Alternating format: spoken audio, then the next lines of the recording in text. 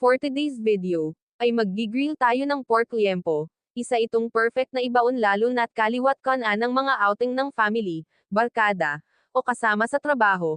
Kaya i-share ko sa inyo yung version natin ng grilled liempo. So tara umpisahan na natin. Napakasimple lang gawin ang pag-marinate nitong ating recipe. Alam nyo pwede rin gawin ito sa chicken.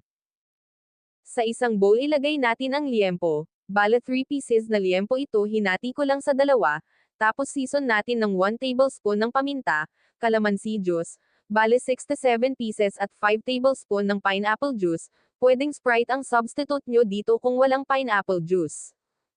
Then add ng 3 tablespoon ng soy sauce, at minced garlic, mas maraming garlic mas masarap, at 3 tablespoon ng ketchup, 4 tablespoons brown sugar, at 2 tablespoon ng oyster sauce, at nag-add din tayo dito ng kaunting seasoning at salt, di natin na ipakita sa video, then haluin lang ito para ma-absorb ng pork ang mga pampalasa na nilagay natin dito. So habang ginagawa natin ito, paki-comment naman kung taga saan kayo, baka kayo naman ang susunod na ma-shoutout tulad na lang nila, ST Bondad ng General Trias Cavite, Erlinda Grima ng Melbourne, Australia, Boyet Oliver ng La Union, Manuel Vergidoza ng Vancouver, Canada, at si Rosalie Amador ng San Joseph, Antipolo City.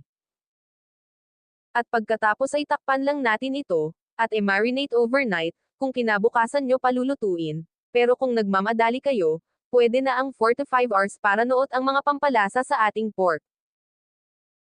At pagkatapos ng 5 hours ay kumuha tayo ng pinakasabaw ng ating minarinate, gagamitin natin ito mamaya, ipapahid natin ito habang iniihaw natin ang pork, mag-add lang tayo ng kaunting oil, pwede rin dagdagan ninyo ng ketchup. Para sa mga bago sa ating page, tayo po ay gumagawa ng mga recipe na pwede pang negosyo, at para sa ating recipe ngayon ay ilalagay ko na lang po sa dulo ng ating video.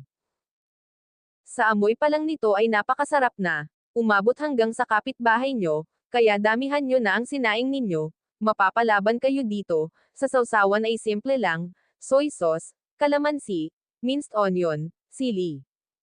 Pairan paminsan-minsan ng sabaw ng minarinate sa pork na may oil, para hindi mag-dry ang ating inihaw, at balibalik-terin ito para pantay ang pagkakaluto.